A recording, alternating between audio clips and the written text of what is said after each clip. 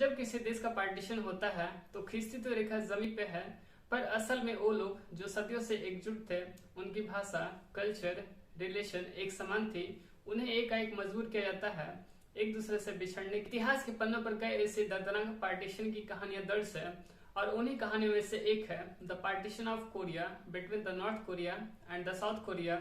आइए आज के इस वीडियो में जानने का प्रयास करते हैं कि वो कोरिया जो सदियों से एकजुट था वो क्यों दो टुकड़ों में बंट गया और इसके पीछे कौन जिम्मेदार था। आइए जानते हैं। North and South Korea have exchanged warning shots. Divided the country into two along the 38th parallel. Divided the United States Army's area from that of the Soviet forces. This is the DMZ, or Demilitarized Zone.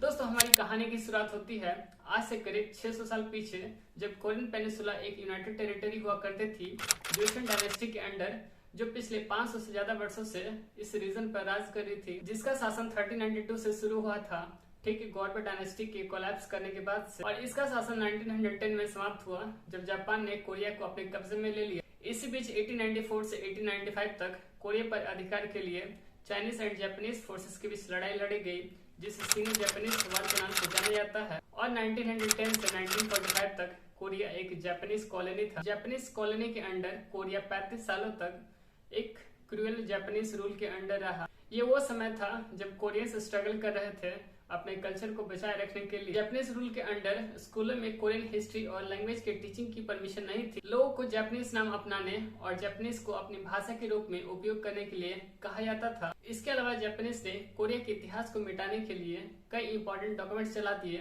ताकि Koreans की अगली पीढ़ी अपने देश के इतिहास के बारे में न जान पाए। फार्मिंग सेक्टर में भी उन क्रॉप्स को खेती करने का निर्देश दिया जाता था जिससे कि जापान की जरूरतों को आसानी से पूरा किया जा सके। इन सारे स्ट्रगल्स को पार पाते जब सेकेंड वर्ल्ड वॉर में जापान की हार हुई, तब सारे कोरियंस खुशी से एकजुट थे और वे ये आशा कर रहे थे कि वे एक स्वतंत्र देश बनने जा रहे हैं जहां सारे लोग मिलकर अपने देश की तरक्की के लिए अपना योगदान देंगे।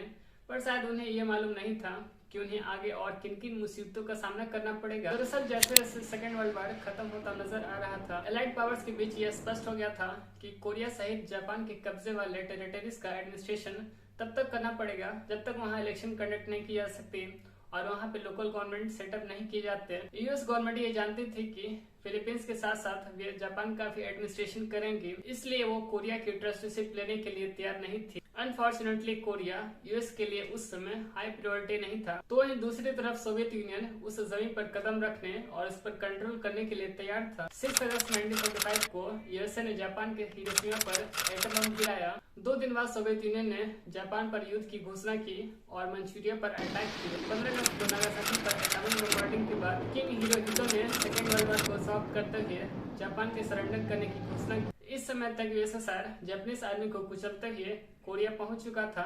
तो वहीं दूसरी तरफ अमेरिका के पास अब तक कोई बेस नहीं था और उसे डर था कि कहीं सोवियत फोर्सेस पूरी पेनिसुला को टेक ओवर न कर ले। दरअसल अमेरिकन फोर्सेस का कोरिया में न होना मिस कैलकुलेशन के कारण थी कि जापान कब सरेंडर करेगा। यूएसएसआर को पूरे पेनिसुला पर कब्जा करने से रोकने के लिए अमेरिका ने यूएस और यूएसएसआर के बीच कोरियन पेनिसुला को टेम्पररी बेसिस पर डिवाइड करने का सुझाव दिया। यूएस आर्मी के कर्नल चार्ल्स बोरेस्टील और डीन रस्ट को कोरियन मैप पर एक डिवाइडिंग लाइन को रिव्यू करने और सुझाव देने के लिए कहा गया था। उस समय अमेरिकन फोर्सेस 500 मील की दूरी पर थे, जबकि सोवियत फोर्सेस कोरिया के नॉर्दर्न रीजन पर पहले से मौजूद थे। यूएस आर्मी के 2 ऑफिशियल को डिवाइडिंग लाइन सजेस्ट करने के लिए 30 मिनट का समय दिया गया था। उन्होंने किसी कोरियन से कंसल्ट किए बिना कोरिया को मनमाने ढंग से 38 पैरेलल लाइन के साथ लगभग आधे में डिवाइड करने का फैसला किया। कर्नल्स ने इंश्योर करने की कोशिश की कि डिमार्केशन अच्छे तरीके से हो ताकि डिवाइडिंग लाइन को आसानी से पहचाना जा सके और शियोल उनके तरफ था। और क्योंकि इस सुझाव को यूएसएसआर ने एक्सेप्ट कर लिया था, इसलिए Soviet forces 38th parallel line तक रिस्ट्रिक्टेड रह गए। तो वहीं अमेरिकन फोर्सेस ने आखिरकार साउथ कोरिया में डोमिनेंस हासिल कर लिया। Graphical line in Korea, the 38th parallel, divided the United States Army's area from that of the Soviet forces after Japan's surrender. इस पॉइंट तक पार्टीशन का मतलब एक टेम्पररी एडमिनिस्ट्रेशन अरेंज करने की थी और कोरिया को एक नई सरकार के अंडर एक साथ वापस लाया जाना था। दोस्तों यहाँ तक सब कुछ ठीक चल रहा था और सभी कोरियंस ये आस लगाए थे कि जल्द ही इलेक्शंस कंडक्ट किए जाएंगे, पर शायद ये इतना भी आसान नहीं था। कोरिया के अंदर मौजूद डिफरेंट पॉलिटिकल आइडियोलॉजीज ने लोगों को पोलराइज करने का काम किया। जैसे सोवियत ने कम्युनिज्म को तो वहीं यूएस ने कैपिटलिज्म को फेवर किया। 1947 में यूनाइटेड नेशंस को एक डेमोक्रेटिक तरीके से चुनी गई सरकार बनाने के लिए नॉर्थ और साउथ कोरिया में इलेक्शंस की निगरानी करनी थी, पर दोनों डिवाइडेड टेरिटरी में एक दूसरे के प्रति ट्रस्ट न होने के कारण प्लान्ड इलेक्शंस सक्सेसफुली कभी हो ही नहीं सके। सोवियत यूनियन ने नॉर्थ में इलेक्शंस को ब्लॉक कर दिया था और तो और उसने as a communist leader Kim सेकेंड संग को people's democratic republic of Korea यानी DPRK के हेड के रूप में सपोर्ट किया था। ठीक इसी तरह साउथ में सिंगमैंड्री को रिपब्लिक ऑफ कोरिया के लीडर के रूप में अमेरिका द्वारा सपोर्ट किया गया था। हालांकि दोनों लीडर रीयूनिफिकेशन ऑफ कोरिया में विश्वास करते थे। हालांकि उन दोनों की आइडियोलॉजीज न केवल अलग थी बल्कि एक दूसरे की विरोधी भी थी। एक साल बाद यूएन एग्रीमेंट के एक हिस्से के तहत अमेरिका और सोवियत दोनों को कोरियन पेनिनसुला से अपनी फोर्सेस को वापस लेना था।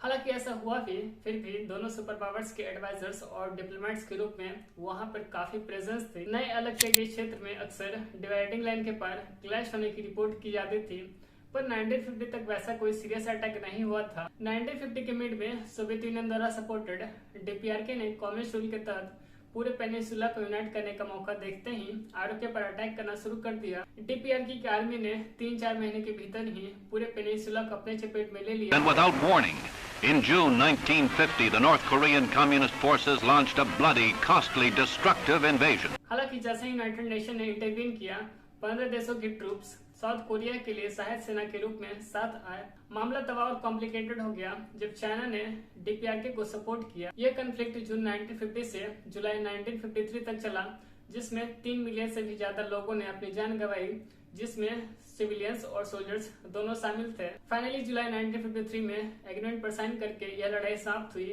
जिसने डीमिलिटराइज्ड जोन को जन्म दिया, जो लगभग 38 पैरेलल लाइन के साथ एक हेवी गार्डेड बॉर्डर थी। This is the DMZ, or Demilitarized Zone, a roughly 150-mile long, 2.5-mile wide buffer zone that has divided North and South Korea for more than 60 years. The question now is how long will this militarized buffer remain a physical and ideological barrier separating the Korean people from one another? Only time will tell.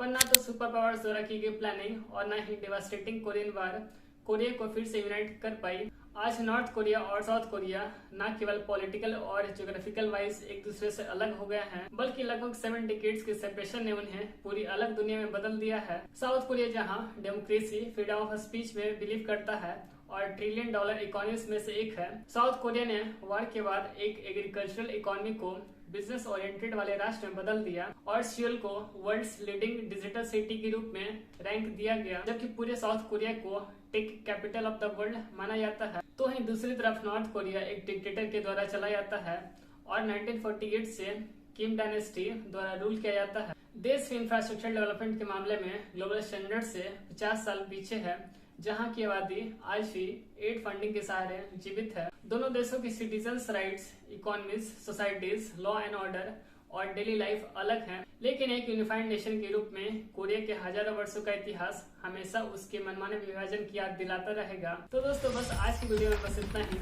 उम्मीद है ये video आपको पसंद आएगी। अगर आपको video पसंद आई तो इसे शेयर कीजिए अपने दोस्तों के साथ, और अगर आपने अभी तक हमारे चैनल को सब्सक्राइब नहीं किया है तो हमारे चैनल को सब्सक्राइब करके बेल आइकन को जरूर प्रेस कीजिए, जिससे हमारे इसी तरह के वेल इंस्पायरिंग वीडियोस की नोटिफिकेशन आप तक सबसे पहले पहुंचे। आगे आप कौन से टॉपिक पे वीडियो देखना पसंद करेंगे तो हमें नीचे कमेंट सेक्शन में जरूर लिखिए। चलिए मिलते हैं एक नई वीडियो के साथ, तब तक के लिए धन्यवाद।